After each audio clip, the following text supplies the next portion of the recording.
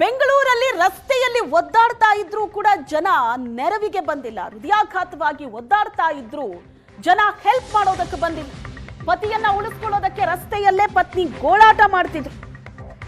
34 ವರ್ಷದ ಯುವಕನಿಗೆ ಮನೆಯಲ್ಲಿ minor heart attack ಆಗುತ್ತೆ. ಆಂಬ್ಯುಲೆನ್ಸ್ ಸಿಕ್ಕಿಲ್ಲ ಅಂತ ಬೈಕ್ ನಲ್ಲೇ ಆಸ್ಪತ್ರೆಗೆ ದಂಪತಿ ಹೋಗ್ತಾ ಇದ್ದ ಬೈಕ್ ನಲ್ಲೇ ವ್ಯಕ್ತಿಗೆ ಮತ್ತೆ ಹೃದಯಾಘಾತ ಕಾಣಿಸಿಕೊಳ್ಳುತ್ತೆ.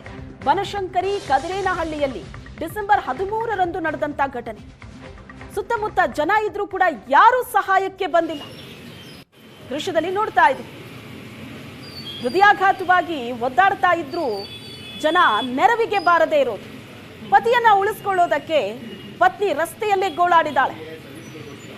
ಅಲ್ಲಿ ಹೋಗ್ತಾ ಇರೋ ವೆಹಿಕಲ್ಗಳನ್ನ ನಿಲ್ಲಿಸಿ ಸಹಾಯ ಕೇಳ್ತಿದ್ದಾರೆ. ಆದ್ರೆ ಯಾರು ಆಕೆಯ ಸಹಾಯಕ್ಕೆ ಬರ್ತಾ ಇಲ್ಲ. ಹೋಗ್ತಾ ಇದ್ದ ಬೈಕ್ ನಲ್ಲೇ ಎದೆನೋವು ಕಾಣಿಸ್ಕೊಳ್ಳುತ್ತೆ.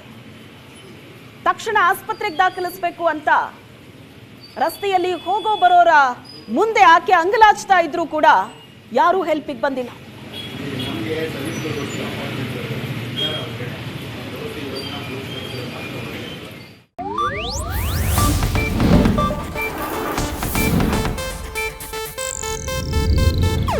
ಇದು ಏಷ್ಯಾನೆಟ್ ನ್ಯೂಸ್ ನೆಟ್ವರ್ಕ್ ಪ್ರಸ್ತುತಿ.